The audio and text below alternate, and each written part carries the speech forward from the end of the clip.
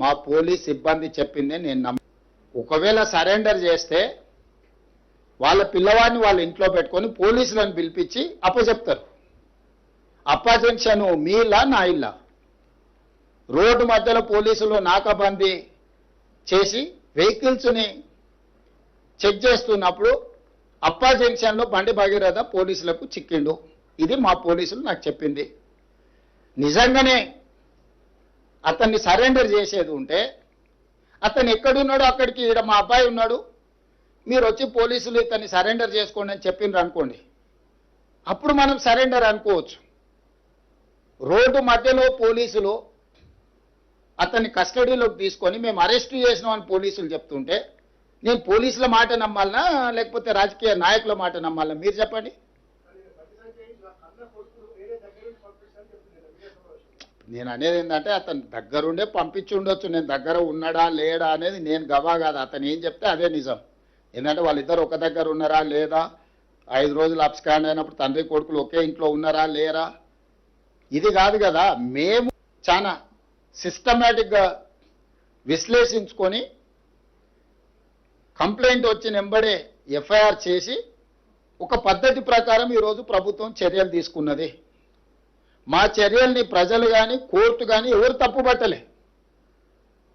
కేటీఆర్ జడ్జిగా, ఆర్ఎస్ ప్రవీణ్ కుమార్ ఐఓగా ఈయన విచారణ చేసిండు, ఆయన శిక్ష విధించేసిండు. అసలు ఏం సిగ్గు కూడా పడారంటే అసలు ఇంత సిగ్గు తప్పిపోయిన వీళ్ళనంటే నాకు అర్థమే అవుతలేదు. ఇప్పుడు ప్రభుత్వానికి పోలీసులకు చట్టాలు ఉన్నాయి. ఫోక్సో కేసులా ఫిర్యాదు రాగానే ఎఫ్ఐఆర్ చేయాలా? 0 మీద ఎఫ్ఐఆర్ చేసినావు. ఎఫ్ఐఆర్ చేసిన తర్వాత పేరెంట్ స్టేట్మెంట్ చేసినావు. 24 అవర్స్లో అమ్మాయి స్టేట్మెంట్ రికార్డ్ చేయాలి. ఆ ప్రకారం చేసుకుంటే అమ్మాయి దగ్గర కోర్టు దగ్గరికి తీసుకెళ్లి 164 స్టేట్మెంట్ చేయాలి. ఇది సెన్సిటివ్ కేసు. ఫోక్సో కేసులో ఎవరి వివరాలు చెప్పడానికి లేదు. వాళ్ళలాగా రోడ్డు మీద వాడు మాట్లాడితే ఆ కుటుంబాల వేదన, ఆ అమ్మాయి కుటుంబానికి ఎంత ఆవేదన ఉంటుంది. వీళ్ళు అడ్డగోలుగా ఇచ్చేసి ఆ అమ్మాయి ఫోటోలు పెట్టి, ఆ అమ్మాయి తల్లిదండ్రుల ఫోటోలు పెట్టి, అసలు కేటీఆర్ అనేటోడు అసలు మనిషా? ఎవడన్నా మనిషి ఇట్లా వ్యవహరిస్తాడానికి? రాజకీయాలు కావాలంటే ఎన్నికల్లో కొట్లాడు, ఎన్నికల్లో ఓడించు. రాజకీయాల్లాగా చూడాలి, సమస్యను సమస్యలాగా చూడాలి. ఇది ఒక మైనర్ గర్ల్కి సంబంధించిన ఇష్యూ. దీంట్లో రాజకీయాలకు ఎందుకు? ప్రభుత్వం ఒక పద్ధతిలో చర్యలు తీసుకుంటున్నప్పుడు అందరినీ ఇందులోనే దీంతోనే మొత్తం ఒక మైనర్ అమ్మాయిని అడ్డం పెట్టుకొని రాజకీయంగా ఏదో సాధించినామని ఈ శాడిజం ఏంది? ఇది శాడిస్టిక్ ప్లెజర్ కాదా?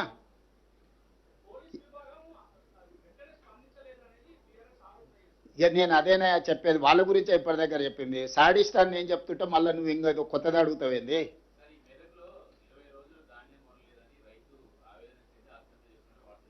వార్తలు వచ్చినాయి, తప్పకుండా నేను కలెక్టర్కి చెప్పిన ఇమ్మీడియట్గా వెరిఫై చేయమని. నేనేమంటున్నానంటే ఎక్కడైనా ఏదైనా సంఘటన జరిగితే ఆ కుటుంబాన్ని ఆదుకోవడమే కాకుండా దాని బాధ్యులైన అధికారుల మీద కూడా చర్యలు తీసుకుంటున్నాము. కొన్ని దగ్గరలో సంఘటనలు జరగలేదని మేము చెప్తలేం. కొన్ని ప్రభుత్వం దృష్టికి రాకుండా లేకపోతే కొంతమంది నిర్లక్ష్యంతో కొన్ని మిల్లులోలు టీఆర్ఎస్కి అనుకూలంగా ఆ మిల్లులు గత ప్రభుత్వంలో 1000 కోట్లు కొల్లగొడితే వాళ్ళ మీద పీడీ యాక్ట్ పెట్టి కేసులు కట్టి కోర్టు నుంచి తెచ్చి అరెస్ట్ చేసినాం. ఇప్పుడు లారీలు ఐకేపీ సెంటర్ల నుంచి లారీలను నింపి మిల్లుల దగ్గరకు పంపిస్తే మిల్లర్స్ కొంతమంది టీఆర్ఎస్కి అనుకూలంగా ఈ టీఆర్ఎస్ నాయకులు పోయి వాళ్ళని దించనీయలేదు. రోజుల కొద్ది ఆ లారీలను దించకుండా ఆపడంతో మళ్ళీ కొత్తగా ఐకేపీలో సేకరించిన ధాన్యాన్ని రవాణా చేయడానికి వాహనాలు లేవు. ఈ ఆర్గనైజ్డ్ క్రైమ్ చేస్తున్నారు బీఆర్ఎస్ వాళ్ళు.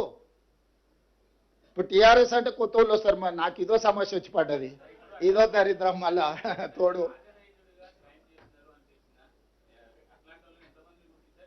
డెఫినెట్గా గుర్తించిన సమయం సందర్భం వస్తుంది. ఒకేసారి నేను చెప్పేది అదే. మీరు ఇప్పుడు బండి భగీరథ్ గురించి నిన్న అడిగినారు.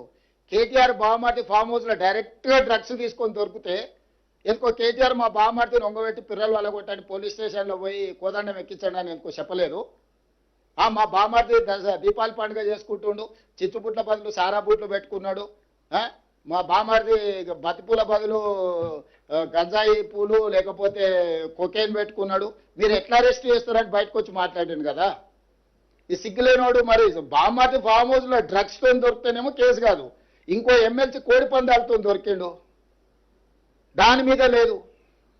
ఇవాళ నేను చెప్తున్నా అధికారికంగా, దుబాయ్లో చనిపోయిన కేటీఆర్ మిత్రుడు ఆర్థిక లావాదేవీలు వాళ్ళ ఎమ్మెల్యే ఎక్స్ఎమ్మెల్యే వాళ్ళ ఫామ్ హౌస్లో డ్రగ్స్తోని పోలీసుల మీద కాల్పులు చేసి దొరికిండు. ఇంత చట్టాన్ని గౌరవించి సమాజాన్ని ఉద్ధరించే కేటీఆర్ ఏడబడుకున్నాడు, ఏ బొక్కలు పండుకుండు, ఎందుకో పార్టీల నుంచి సస్పెండ్ చేయలేదు వాళ్ళను. అసలు ఎంత సిగ్గులేని తనం, బర్తగించిన తనం, ఇంతకంటే సిగ్గు తప్పినోడు ఎవడన్నా ఉంటాడా? మరీ సిగ్గు లేకుండా మాట్లాడిందా. నిన్నదాకా మనం ఆయన బెయిల్ వచ్చింది, ఫామ్ హౌస్లో డ్రగ్స్తో దొరికి పోలీసుల మీద కాల్పులు జరిపినోడు, వాళ్ళ పార్టీ కనీసం ఆయన నోటీస్ ఇవ్వలేదు, ఆయన పార్టీల నుంచి సస్పెండ్ చేయలేదు. ప్రత్యక్షంగా పార్టీ ఉన్నోడు రెడ్ హ్యాండెడ్గా దొరికితే దాని గురించి మాట్లాడాడు. అతను ఆయనకు అమాయకుల్లాగా కనిపిస్తాడు, జాతిరత్నంలాగా కనిపిస్తాడు ఈయనకు. యువతల పిల్లల్ని చట్ట ప్రకారము పకడ్బందీగా చర్యలు తీసుకున్నాం.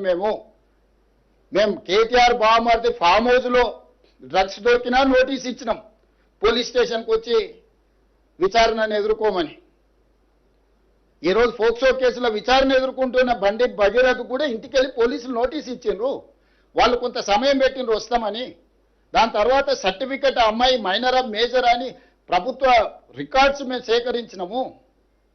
అమ్మాయి ఏజ్ ఎంత అనేది ఎవరు నిర్ధారించాలి? కేటీఆర్ ఏమన్నా సర్టిఫికెట్ ఇచ్చే అథారిటీనా? ఆర్ఎస్ ప్రవీణ్ కుమార్ ఏమన్నా ఐఓనా? ఐఓలు వెళ్ళి స్కూల్లో అమ్మాయి బర్త్ సర్టిఫికెట్ తీసుకొని, 10th క్లాస్ సర్టిఫికెట్ తీసుకొని, అమ్మాయి హాస్పిటల్స్లో బర్త్ సర్టిఫికెట్ తీసుకొని, ఆధార్ కార్డు తీసుకొని, ఆ అమ్మాయి మైనర్ అని నిర్ధారించుకొని ఇమ్మీడియట్గా ప్రభుత్వం యాక్షన్లకు దిగింది. కోర్టు కూడా మమ్మల్ని తప్పు పట్టలేదే. ఓన్లీ కేటీఆర్ కోర్టులో తప్పు, నాదే ఫామ్ హౌస్ మేము మీటింగ్లు పెట్టుకున్నాను ఒకటి చెప్తాడు, నాకు సంబంధం లేదని ఇంకోటి చెప్తాడు, అనుమతి లేకుండా కట్టుకుంటే ఏమైందని వాడు అంటాడు. నీతులు చెప్పడానికే ఉన్నాయని మాట్లాడొద్దని చెప్పురు దయచేసి మీరు కూడా కలిసినప్పుడు. నాకు తెలిసి మిమ్మల్ని కలవాడనుకుంటా.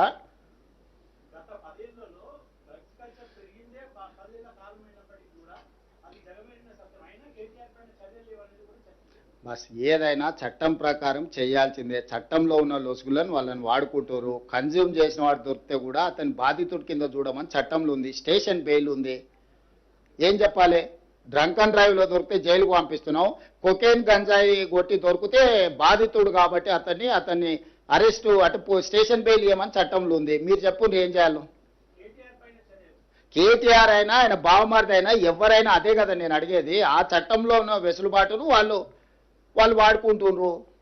ఆ చట్టాన్ని సవరించాల్సిన అవసరం ఉంది.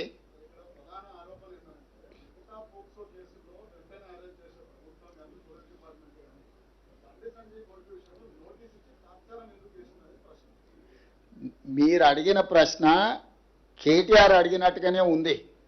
ఏ కేసులైనా కూడా పోలీస్కి ఒక ప్రొసీజర్ ఉంది.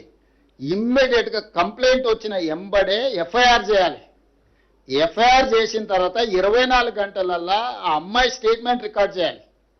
గార్డియన్ ఎవరైతే ఉన్నారో Guardian has to take care of that girl. అక్కడ అంతకంటే ముందే ఒక కేసు ఉంది. అమ్మాయి తల్లిదండ్రులు పోలీస్ స్టేషన్లో వచ్చి ఫిర్యాదు చెయ్యకంటే ముందే ఆరోపణలు ఎదుర్కొంటున్న వాళ్ళు కరీంనగర్లో ఒక కేసు పెట్టారు. ఆ ఎఫ్ఐఆర్లో ఏందనంటే అమ్మాయి మైనర్ కాదు మేజర్ అని ఒక వివాదాన్ని తెరలేపినారు. ఆ వివాదాన్ని తెరలేపినప్పుడు ఆ అమ్మాయి మైనరా మేజరా అనేది ప్రభుత్వం పరిశీలించుకోవాల్సిన అవసరం ఉంది.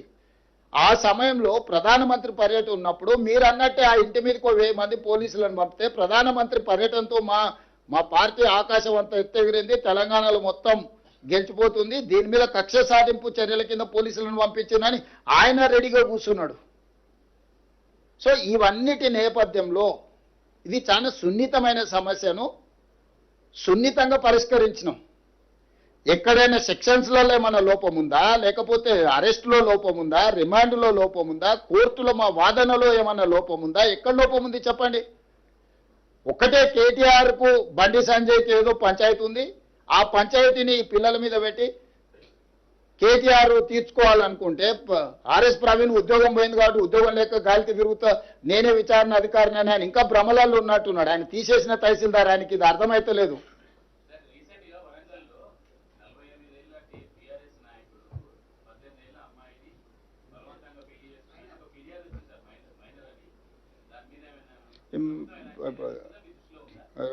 చారి గారు ఇప్పుడే మా దృష్టికి తెచ్చిండు. ఇమ్మీడియట్గా నేను డీజీపీ గారికి సూచన చేస్తున్నా, తక్షణమే చారి గారి ఫిర్యాదు మీద విచారణ చేయించండి. నేను వివరాలు తీసుకొని డెఫినెట్గా చెప్తాను. అంటే నిజంగా డీటెయిల్స్ నా నోటీస్లోకి రాలేదు, నేను ఇమ్మీడియట్గా కనుక్కొని చర్యలు తీసుకుంటాను. నాకు తెలియదు, ఉందేమో అని అంటున్నా. వాళ్ళిద్దరు, ఆయన బండి సంజయ్ అన్నాడు కదా ఏదో నిన్న, అంతకుముందు కేటీఆర్ అన్నాడు కదా, వాళ్ళిద్దరే రోడ్ల మీద తిట్టుకుంటారు. అదే చెప్పిన, నాకేం తెలియదు. వెంకటరాజే తెలియకల్లోడు కనుక్కోవడంలా.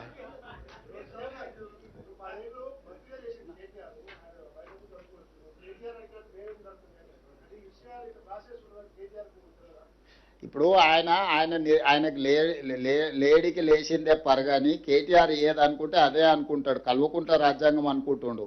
వాళ్ళ నాయన దిగిపోయి చాలా రోజులైంది, వాళ్ళ నాయన అర్థమై ఫామ్ హౌస్లో వండుకున్నాడని ఆయనకు అర్థమైతలేదు. ఈయన చెప్పింది నిజమైతే వాళ్ళ నాయన ఎందుకో స్టేట్మెంట్ ఇవ్వలేదు.